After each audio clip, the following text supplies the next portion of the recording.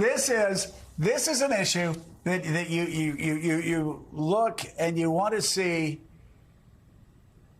how politics gets crazy. You get one side gets like a small kernel of something, half a kernel, and they put it in the ground and they water it, try to get it to grow, and so this gas stove thing. You get some bureaucrat saying something that has no power, and then suddenly you have Ron DeSantis. I'm going to protect your gas. Everybody's going to be talking about gas stoves, It's so stupid. Jonathan Lemire is with us. Reverend Al Sharpton also with us. Let's bring in NBC News national affairs analyst, executive editor of The Recount, and a host of the Hell and High Water podcast, John Heilemann. John, people were tweeting at me this weekend that I don't understand the dangers of gas stoves and they're going to protect my gas stoves and Ron DeSantis is going to protect my gas stoves. But I don't seem to be. What the heck? The sheer stupidity of it. And if it were just bloggers, that would be one thing. But when you have Kevin McCarthy going out and other people talking about gas stoves, I mean, I just believe that whoever's pulling this issue and telling Republicans to obsess over it, Kevin McCarthy, they just need to stop. No as I said, it makes Trump Republicans look even dumber. Oh, my God. And it really is. It's as if, and this has been my theory for a long time, I think Democratic operatives, spies, have infiltrated the Republican Party, the RNC, over the last 6 years, and they keep whispering in their ears, convincing them to drive over the cliff, Thelma and Louise style, because they keep getting dumber and dumber and dumber politically. If you look at the things that they're holding press conferences about, it's mind-blowing. It's just mind-blowing. It is all gesture, and they have a chance to push issues and talk issues. They just don't want to, so now they're talking about gas stoves instead of Vladimir Putin threatening nuclear war, instead of China threatening to go into Taiwan, instead of North Korea focusing on building a nuclear program that can launch nuclear weapons that hit America's mainland. They're worried about gas stoves.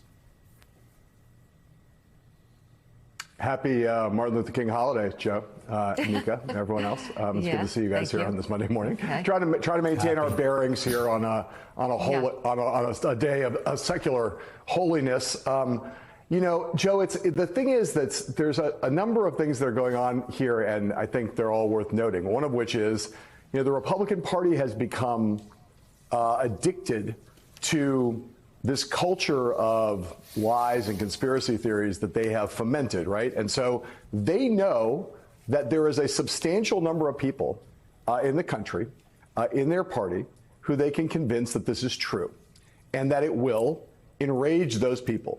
This is the economy of and the culture of conspiracy theories, right? There are, I'm certain, you and I will be able to drive through parts of the country 10 years from now, and people will be saying, do you remember back when Joe Biden was in office and they tried to take away our gas stoves? There's a market for it, right? The thing is, John Heilemann, it does not work. It didn't work in 2017. It didn't work in 2018. It didn't work in 2019. It didn't work in 2020. It didn't work in 2022. It won't work in 2024. No, this is my point, though. They keep doing these stupid things. They keep failing. I don't understand it, John. It'd be one thing if they won one of these elections where they talk about caravans coming up filled with leprosy riddled immigrants. It always fails. They always lose. It's always Linus waiting for the great pumpkin to rise from the pumpkin patch in the east. Yes, and thank you. That was going to be the second part of my point, and you as usual made it with great verve and energy. That is the thing. This is what I mean by the addiction to this culture. They've created this culture that's receptive to these lies. But it's obviously it's not enough to win national elections. It's not enough to even win a lot of local elections. But we saw it just in the 2022 midterms. You had people like Chuck Grassley, who should know better. Wandering around Iowa talking about how, FBI, the IRS was going to come bursting through the the doors of small businesses across Iowa like Gestapo agents, and because there had been some discussion about increasing the IRS's budget a little bit. It's great politics if all you care about is feeding your base. It's not great politics if what you care about is becoming a national governing majority. And I think, but that is the sugar high, but political parties get addicted to sugar highs. It just happens that the sugar high that the Republican Party is addicted to is like bad bathtub meth. It's like they're high on that sugar. It's not just rotting their teeth. It's like rotting their brains at the same time. And it's rotting their ability to be competitive outside this very narrow piece of the electorate that's willing to believe this bullshit, as I will call it, even on this most holy of secular holy days. It's the worst. You had to hear that. Yeah. Well, I had to apologize. You have a reverend. Reverend Sharkey's never heard that word before in his life. Yeah. Okay. No, and he's curious why you're talking about bad bathtub meth. Okay, so speaking of the words you use. Well, but let's go to Lemire about that. Maybe Lemire would like to comment on this. Lemire, go. I want nothing to say about the bathtub meth, but in terms of this, it is certainly the limits of the own the lib strategy, which seems to be all a lot of the Republicans can do these days. And I think it's important just to have a little fact checking here. This whole controversy, which seems to have come out of nowhere, dates from about a week or so back when the head of the Consumer Product Safety Commission simply expressed the view that there should be perhaps new regulations on gas stoves. The Biden administration was quick to say, well, that we didn't back that. We're certainly not planning any sort of ban here, but it has become the cause of the moment for many on the right. And to be fair, there are some jurisdictions, New York City among them, that in new construction are saying we should use electric stoves, not gas stoves, for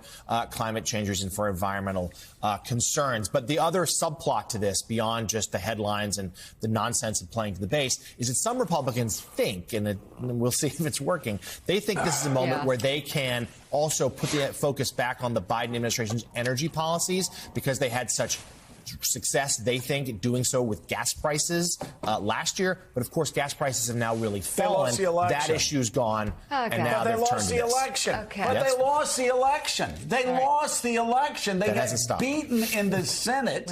We know that. Instead of Kevin McCarthy's prediction of 60 House seats, the red wave. They didn't get the red wave. You look at how every governor in Biden's party, I mean, you have to go back to 1934 for a party to do as badly as the Republican Party did here across the nation. And they keep trying this stuff.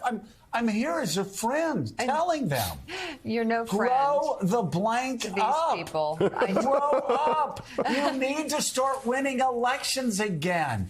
Grow up. They can't hear you. Yeah, I know they can't. They have these little earmuffs on. I'm like Horton. Little munchkins with earmuffs. I'm like Horton. I want just one. They're squeezing the ears really hard. Person to hear a who out there, John Heilman. No. But they just don't hear it. No. When does Wendy Hulu or whoever was in Horton hears a who? When does one of them hear it and go, oh, wait, maybe we should start focusing on winning elections instead of owning the libs?